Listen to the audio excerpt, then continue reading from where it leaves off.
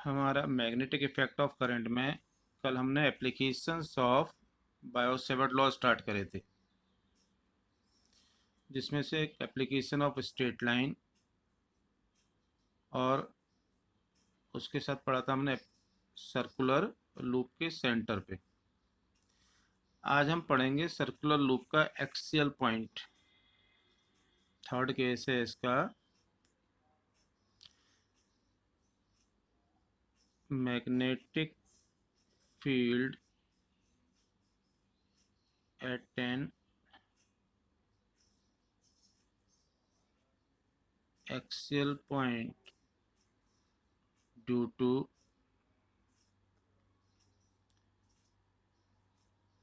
current carrying circular coil.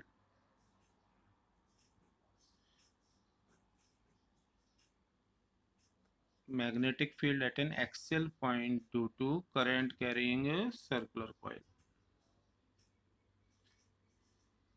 एक ये circular coil है, प्लेन के जो अपना पेपर का प्लेन है मान के चलो, उसके परपेंडिकुलर इस तरीके से मैंने रखी है, और ये इसकी जो एक्सिस है ये पेपर के प्लेन के पैरेलल जा रही है।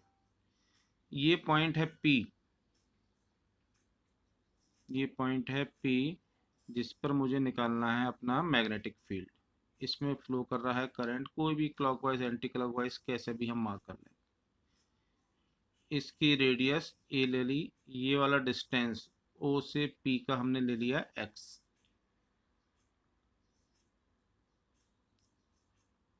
कल हमने जो निकाला था वो इसके सेंटर पे था, यानी उसके लिए x की वैल्यू 0 थी, रेडियस कल भी ए ली थी। अब ये टॉपिक मतलब कम से कम मैं इजी टॉपिक तो नहीं कह सकता आप लोगों के लिए। ये टॉपिक बहुत इजी टॉपिक्स में नहीं आता, टफ है ऐसा कहना भी ठीक नहीं है। तो फर्क क्या है, इस टॉपिक का डायग्राम अपने आप में एक बहुत बड़ा फर्क है। डायग्राम बनता है 3 डायमेंशनल। इस डायग्राम को आप यदि एज्यूम करते चलोगे तब तो ये रहेगा आसान, यानी अपने दिमाग में इस डायग्राम को आपने एक बनाते चलोगे, खाली पेपर के डायग्राम से फर्क नहीं पड़ेगा। मैं फिर रिपीट कर रहा हूँ, मैंने इतनी देर में क्या समझाया आपको। ये एक सर्कुलर कॉइल है रेडियस ए की, जिसमें करंट आई फ्लो कर रहा है, वो पेपर के प्लेन के परपेंडिकुलर इस तरीके से है, और उसके सेंटर से एक परपेंडिकुलर एक्सिस जा रही है OP, जिसमें P पॉइंट है x डिस्टेंस पे। इस P पॉइंट पर हमें मैग्नेटिक फील्ड निकालना है। हमारे पास अप्लाई करने के लिए सिर्फ बायो-सेवर्ट लॉ ही है।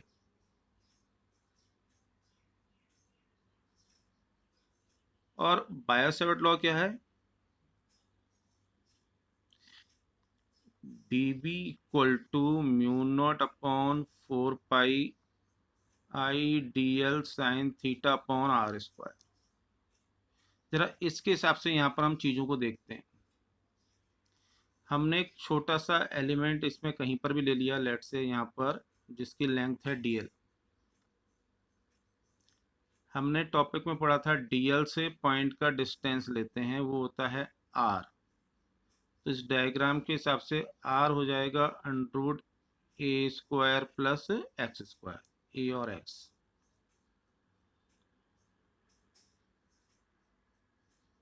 ये जो मैग्नेटिक फील्ड dB बनेगा वो r और dl दोनों के ही परपेंडिकुलर होगा। दोनों के परपेंडिकुलर होने के कारण कुछ हम उसको इस तरीके से मार्क करेंगे, इन दोनों के प्लेन के परपेंडिकुलर होगा। यानी हमारा प्लेन ऐसे है, ये dr हमारा ऐसे हो गया, तो इन दोनों के परपेंडिकुलर कुछ इस तरीके से हमारा मैग्नेटिक फील्ड जा रहा होगा। 3 डायमेंशनल चीज़ है, आपको थोड़ा सा इस बारे के मन में सोचना पड़ेगा, कल्पना करनी पड़ेगी। यहाँ जो थीटा है वो यहाँ पर आएगा 90 डिग्री। इस थीटा की वैल्यू होगी 90 डिग्री। ये अगली चीज़ आ गई समझ में, थोड़ा सा परेशान करेगी। कैसे 90 डिग्री, हम इसको समझें। एंगल है डीएल और आर के बीच में। डीएल क्या है? इसकी टेंजेंट है। डीएल की डायरेक्शन क्या होगी? इसकी टेंजेंट। और ये जो डायरेक्शन जा रही है, इन दोनों के बीच में आपका जो एंगल बनेगा इस तरीके से, आप ये नीचे की ओर से ऐसे एंगल मत मानना, 2 डायमेंशनल में दिख रहा है ये एंगल, लेकिन एक्चुअल का जो एंगल होगा वो डीएल और डीएल इस तरीके से जा रहा होगा, उसके और इसके बीच में एंगल इधर की ओर से आ रहा है, वो 90 डिग्री होगा। तो हम यहाँ लिख सकते हैं magnetic field at P due to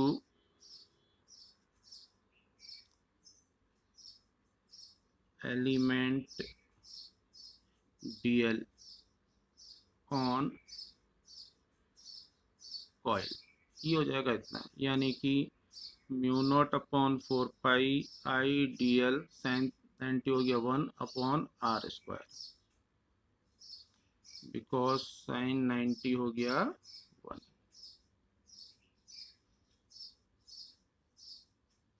late से इस वाले पोर्शन ने यहाँ पे जो एंगल बनाया वो एंगल है फाई, कोई भी नाम दे सकते हैं, अल्फा, फाई, थीटा। अब हमें काम क्या करना, गौर से समझना। इसके ठीक अपोजिट डायमीटर में यहाँ पे भी एक दूसरा एलिमेंट ले लेंगे लेंथ डीएल का। फिर इसके कारण यहाँ पर हम मैग्नेटिक फील्ड देखने की कोशिश करेंगे। तो ये डिस्टेंस भी आर होगा और इसका मैग्नेटिक फील्ड जाएगा इस तरीके से।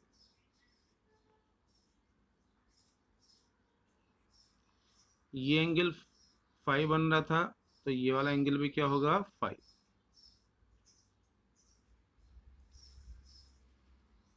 डायग्राम हमारा अभी और बनेगा, आगे और कॉम्प्लिकेटेड होगा, जरा डायग्राम पे ध्यान देना। अब हमें इस चीज़ को थोड़ा सा एक्सप्लेन करना है और यहाँ कंपोनेंट्स करने हैं।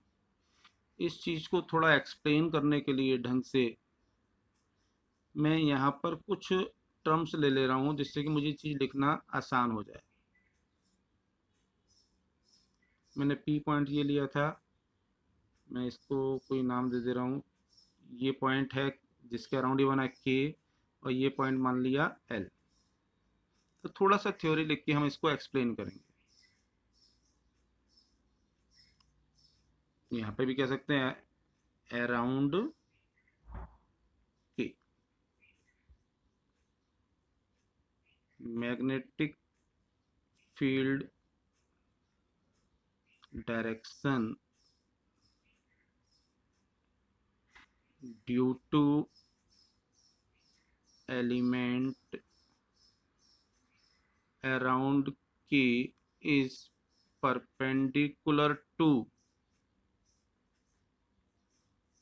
plane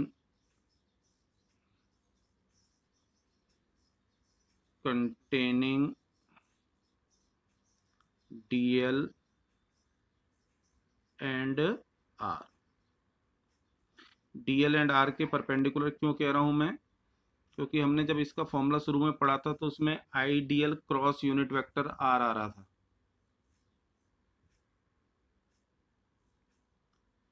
सिमिलरली अब मैं L के अराउंड वाले के लिए कह रहा हूं, considering an element of length dl around diametrically opposite point L, so magnetic field due to it is also of the same magnitude given by equation 1, but direction is different as shown in figure, as shown in figure. Yes, sir. चलो, अब हमें जो असली काम करना है, इस diagram में थोड़ा सा काम करना है बेटा, उसको गौर से समझना। अगली बात को, इस एक्सिस को मैं थोड़ा आगे ले गया और इस एक्सिस के परपेंडिकुलर ये लाइन मार्क करी है।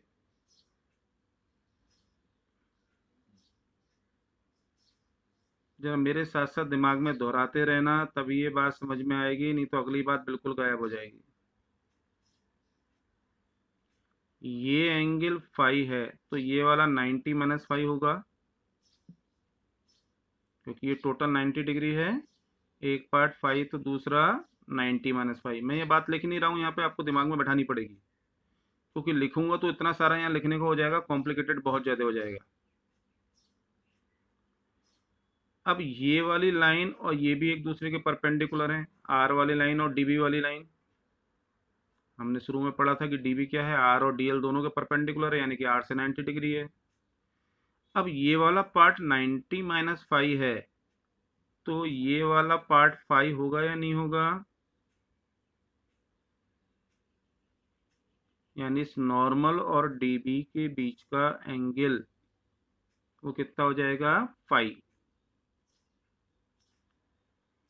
इस एक्सिस और ये आर के बीच का एंगल हमने फाइव कंसिडर किया था, तो ये वाला पार्ट कितना हो गया? 90 माइनस फाइव, क्योंकि ये फाइव था, ये 90 माइनस फाइव, ये दोनों परपेंडिकुलर हैं तो ये भी फाइव। सिमिलरली ये फाइव है तो इधर वाला 90 माइनस फाइव और ये वाला भी क्या हो जाएगा? फाइव।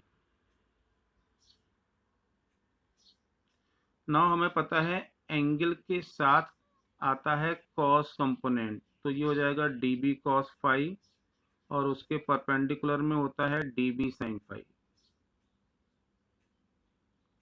एंगल के साथ कॉस कंपोनेंट और उसके परपेंडिकुलर साइन कंपोनेंट।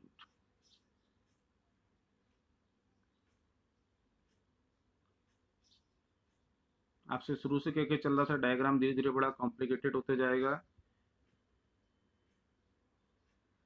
बताइए, डीबी कॉस फाइव या डीबी साइन फाइव में कुछ समझाना है या समझ में आ रहा है?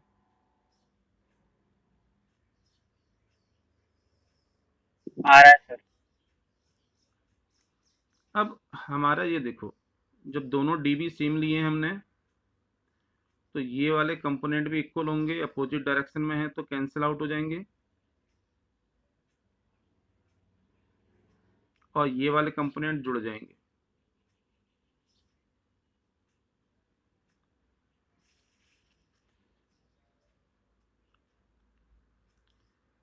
as evident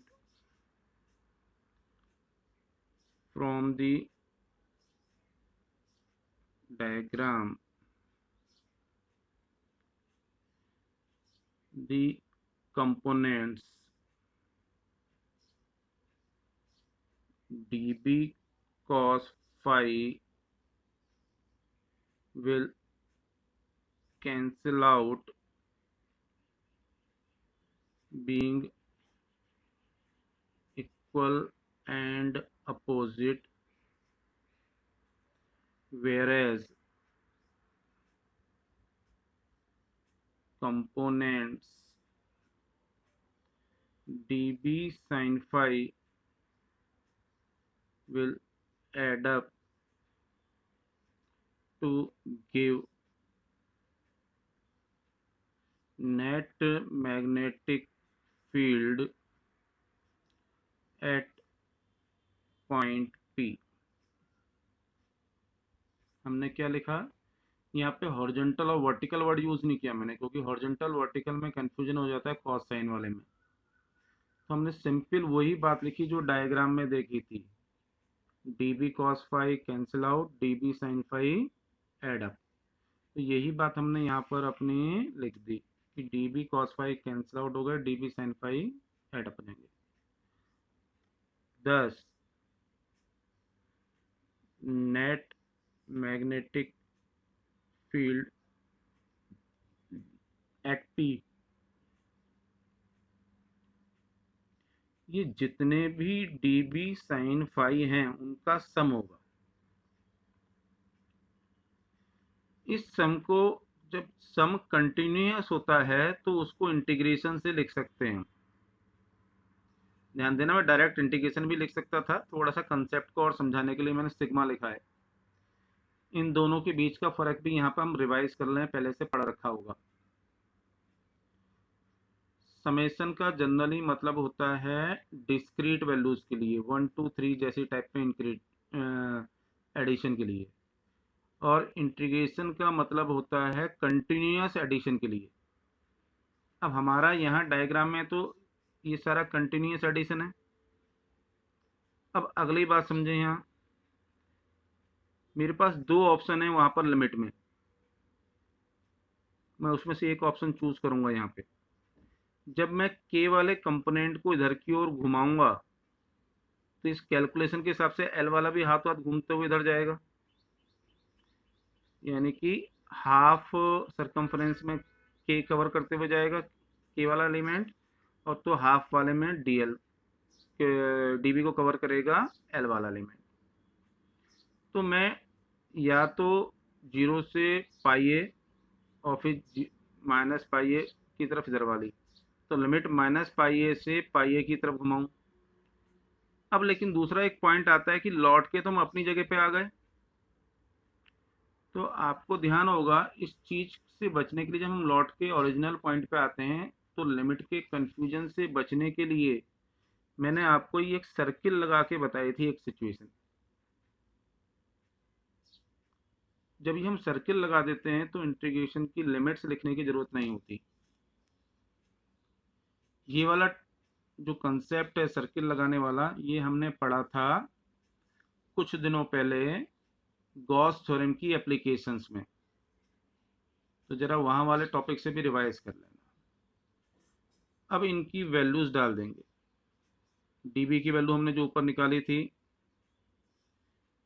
mu naught upon 4 pi I D L upon R square, sine 90 वहाँ 1 हो रहा था, ये आपने ध्यान दीजिए इक्वेशन 1 से। और दूसरा टर्म है हमारा साइन फाई। अब डायग्राम से देखते हैं साइन फाई की वैल्यू कितनी है, परपेंडिकुलर अपॉन हाइपोटेन्यूज। ये ट्रायंगल कंसिडर करें तो इसके सामने ए हो गया परपेंडिकुलर और आर हो गया हाइपोटेन्यूज, तो sine phi equal to A upon R, A upon R. जितने टर्म बाहर आ सकते हैं निकाल दें। Mu naught upon 4 pi I, A भी कांस्टेंट है और आर भी कांस्टेंट है, आर की 3 पावर हो जाएंगी 2 और 1, तो अंदर बचेगा सिर्फ और सिर्फ डीएल। आर क्यों कांस्टेंट लिया, ए तो चलो रेडियस है फिक्स रहेगी, तो आप फिर डायग्राम पे जाके गौर से देखेंगे तब ध्यान में आएगा कि आर कांस्टेंट क्यों है। तो ध्यान देना, इंटीग्रेशन साइन के अंदर में डीएल है, यानी इंटीग्रेशन जब हमारा हो रहा है तो हम इसके अलोंग कर रहे हैं सर्कमफ्रेंस के, और इससे फिर इस पॉइंट के डिस्टेंस से कोई फर्क नहीं पड़ता। ये कहीं पर भी मूव करे सर्कमफ्रेंस में, सर्कमफ्रेंस से पी पॉइंट का डिस्टेंस हमेशा आर बने रहेगा, तो इसलिए हमारा इस सिचुएशन में आर कांस्टेंट की तरह बिहेव करेगा। तो mu naught upon 4 pi I A upon R cube, और ये हो गया 2 पाई ए सर्कमफ्रेंस, तो mu naught upon 4 pi I A square upon R cube into 2 pi, मैंने कुछ ये अलग तरीके से लिख दिया। ये एक्सियल पॉइंट है तो मैं बी ए एक्स इसका नाम लिख दे रहा हूँ, तो ज़्यादा आसान रहेगा मेरे लिए आगे के थोड़े टॉपिक से कंपैरिजन करने के लिए। इसको मैं चाहूँ तो ऐसे भी लिख सकता हूँ, आर की वैल्यू पुट कर दूँ यहाँ पे। अभी मेरा रिजल्ट आ चुका, हम थोड़ा इसकी एनालिसिस करेंगे अलग अलग सिचुएशन के हिसाब से। आई ए स्क्वायर, आर की वैल्यू है अंडर ए स्क्वायर प्लस एक्स स्क्वायर, तो ये हो जाएगा ए स्क्वायर प्लस एक्स स्क्वायर की पावर 3/2 इंटू 2 पाई। ये आपकी चॉइस है, जिस फॉर्मेट में चाहो याद रख लो। ये हमारा रिजल्ट आ गया इसका। इसमें कुछ केसेस करेंगे तो समझ में आएगा एक्चुअल में कहानी क्या है। केस 1 बता रहा हूं हाथों हाथ। Eight the centre of coil, अभी आपको शुरू में भी बता रहा था कि सेंटर पे आएंगे तो ये एक्स की वैल्यू कम होते होते कितनी हो जाएगी, 0। और यही हमारा कल का लास्ट टॉपिक है, एट द सेंटर एक्स की वैल्यू 0, क्योंकि हम यहाँ पर हैं, हम सेंटर पे आएंगे मेजर करने के लिए, तो एक्स कम होते होते कितना हो जाएगा, 0। तो हमारा इस केस में रिजल्ट वही आना चाहिए जो कल का लास्ट टॉपिक का था। देखते हैं वो है या नहीं। तो इस केस में हेयर क्या हो जाएगा, एक्स इक्वल टू 0 पुट कर दें तो एक्सियल पॉइंट की जगह क्या हो जाएगा, ये सेंटर वाला पॉइंट बन जाएगा। आपकी इच्छा है बी लिख रहे हैं तो ये अलग अलग नाम दो, जैसे अपने को याद रह ले। तो mu naught upon 4 pi I A square plus 0 की पावर 3/2 इंटू 2 पाई। अब देखना यहाँ ए स्क्वायर बचा, उसकी पावर 3/2, तो ये टोटल हो जाएगा ए की पावर 3, और 2 ए की पावर ऊपर से कैंसिल आउट हो जाएंगी, तो नीचे बचेगा ए की सिंगल पावर। मैं फिर रिपीट कर रहा हूँ, ए स्क्वायर की पावर 3/2, यानी कि ए स्क्वायर की पावर 3/2, ये कितना हो जाएगा, ए की पावर 2 इंटू 3/2, यानी ए क्यूब हो जाएगा। हम इस वैल्यू को यहाँ पुट कर रहे हैं, तो हमारा मैग्नेटिक फील्ड कितना हो जाएगा, mu naught upon 4 pi I upon a into 2 पाई। और आपको ध्यान आ रहा होगा कल ये सेंटर वाला हमारा क्वेश्चन का रिजल्ट बन रहा है।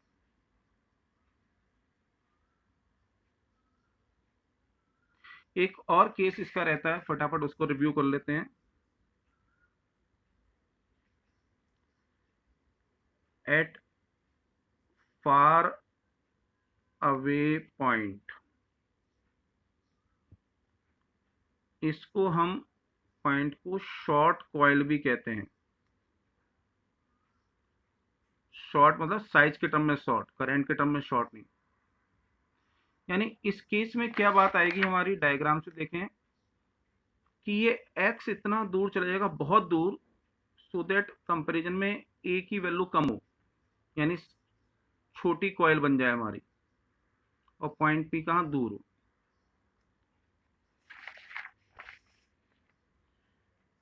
here a is very less than x, so a square plus x square, A square plus x square, इसको हम नियरली एक्स स्क्वायर कह देंगे, नहीं कहेंगे, क्योंकि जब ए छोटा है तो उसका स्क्वायर और छोटा हो गया, तो उसको हम इग्नोर कर देंगे as compare to X square. Therefore जो भी मैग्नेटिक फील्ड बनेगा, mu naught upon 4 pi I A square, नीचे एक्स स्क्वायर की पावर 3/2 इंटू 2 पाई, तो ये टर्म हो जाएगा mu naught upon 4 pi I A square upon X cube into 2 pi. ये हमारा रिजल्ट हो गया बेटा।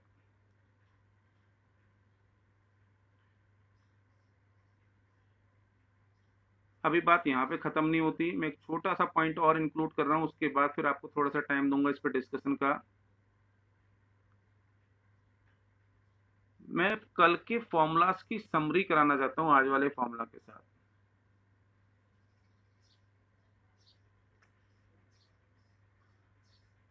फॉर्मूलाज ऑफ मैग्नेटिक फील्ड्स, हमने पहला केस पढ़ा था स्ट्रेट लाइन का,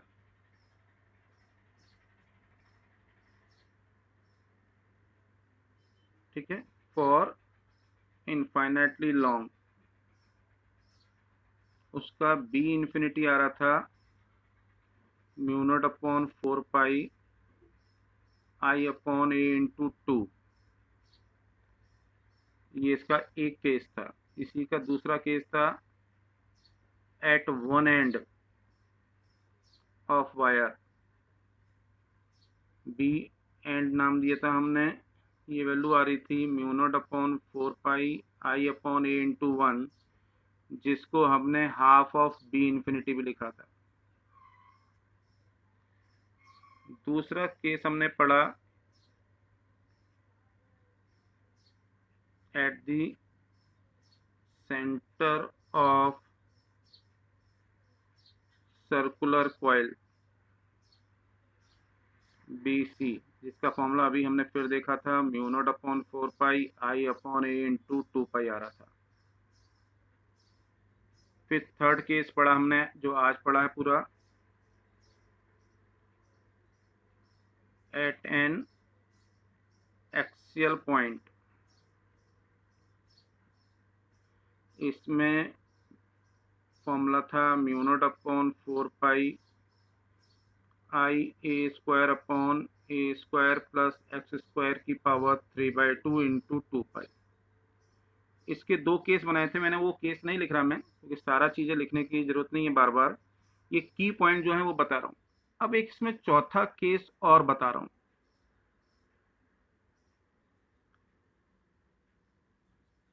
eight the centre of part of coil. अब जरा इस पॉइंट को समझना, इसका डेरिवेशन नहीं करेंगे, मैं पिछले के हिसाब से लिखूंगा सीधे। बेटा ये कॉइल का एक पार्ट ले लिया हमने, रेडियस ए है, एंगल थीटा, करंट आई जा रहा है।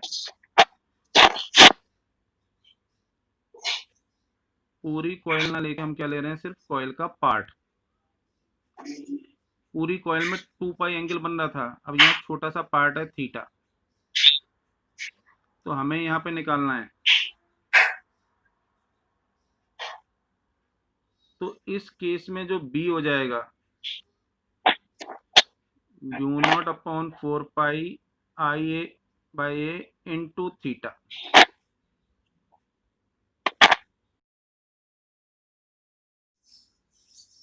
अब चलो 2-4 मिनट अगर मैं फटा इसी पॉइंट को और क्लियर करने के लिए इससे रिलेटेड एक दो न्यूमेरिकल आपको बता रहा हूँ, गौर से जरा समझते हैं।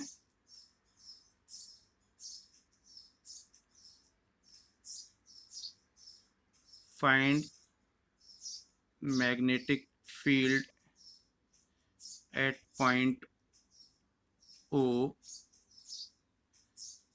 Given in diagram.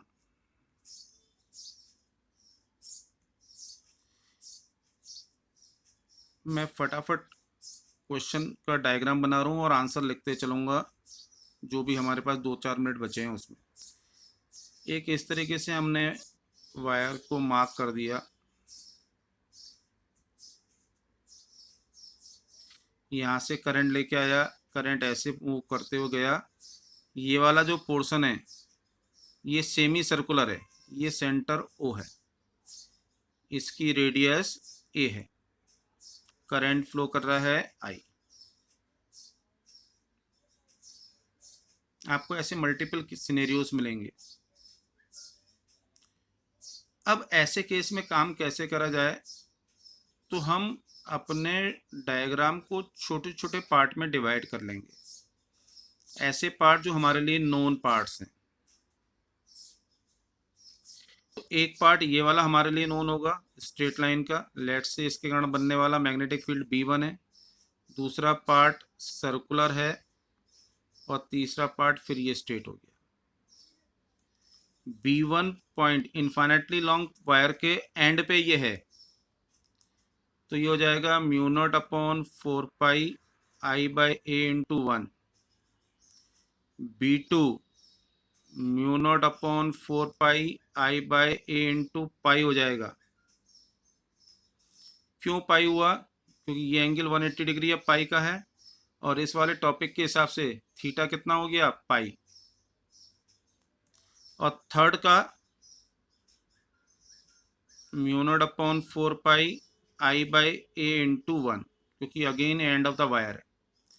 अब असली बात पे आ जाते हैं, इनकी डायग्राम। जैसे मैं डायरेक्शन क्या होगी, जो मैं कल आपको डॉट या क्रॉस करके बता रहा था। कल आपको बताया था जो डायग्राम हमने यूज़ किया था, उस डायग्राम के समरी में दे रहा हूँ इसके पॉइंट ऑफ व्यू से। यदि लॉन्ग स्ट्रेट वायर है, ये डायरेक्शन के हिसाब से बता रहा हूँ बेटा, जरा गौर से इसको अलग से मार्क कर लेना। करंट जा रहा है ऐसे, तो यहाँ पर इनवर्ड होगा लेफ्ट हैंड साइड में, राइट हैंड साइड में, और इस वायर की डायरेक्शन के लेफ्ट हैंड साइड में ये होता है आउटवर्ड। ये जो आपने पहले क्लासेस में थंब रूल पढ़ा था, उसके अकॉर्डेंस में Fleming's thumb rule, right hand thumb rule पढ़ा था ना, एक बार उसको रिवाइज कर लेना, जरूरत होगी तो नेक्स्ट क्लास में मैं फिर बता दूंगा। दूसरा एक पॉइंट और, सर्कुलर कॉइल के केस में हमें पता होगा कि जब करंट एंटी क्लॉकवाइज होता है तो आउटवर्ड बनता है इसमें। तो यहाँ पे हम क्या कर देंगे उसको, नॉर्थ, कि नॉर्थ पॉइंटर बनना है, नॉर्थ से मैग्नेटिक फील्ड होता है आउटवर्ड। तो ये कौन सा मैग्नेटिक फील्ड होगा, आउटवर्ड वाला। और क्लॉकवाइज करंट जा रहा है ऐसे, तो बनेगा आपका साउथ पोल। ये आपको याद रखने पड़ेंगे, यानी कि उस केस का मैग्नेटिक फील्ड क्या होगा, क्रॉस, सॉरी ऐसे मार्क करेगा, क्लॉकवाइज, क्लॉकवाइज में ये है एंटी क्लॉकवाइज का, ये है क्लॉकवाइज का करंट। तो इसके हिसाब से ये हो जाएगा डॉट, क्योंकि करंट की डायरेक्शन के लेफ्ट में पड़ रहा है ये पॉइंट, नीचे की ओर, यानी कि लेफ्ट हो गई। यहाँ करंट सर्कुलर कॉइल में एंटी क्लॉकवाइज सेंस में है, तो इसका भी आउटवर्ड होगा।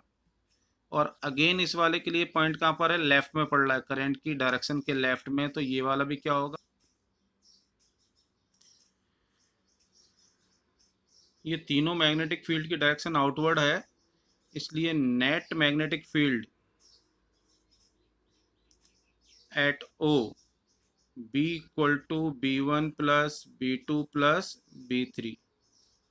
इन तीनों का सम करेंगे, mu naught upon 4 pi common आ जाएगा, आई बाई ए कॉमन आ जाएगा, 1 प्लस पाई प्लस 1, यानी कि पाई प्लस 2। ये हमारा नेट मैग्नेटिक फील्ड बन जाएगा। ठीक है, आज की क्लास में यहीं तक।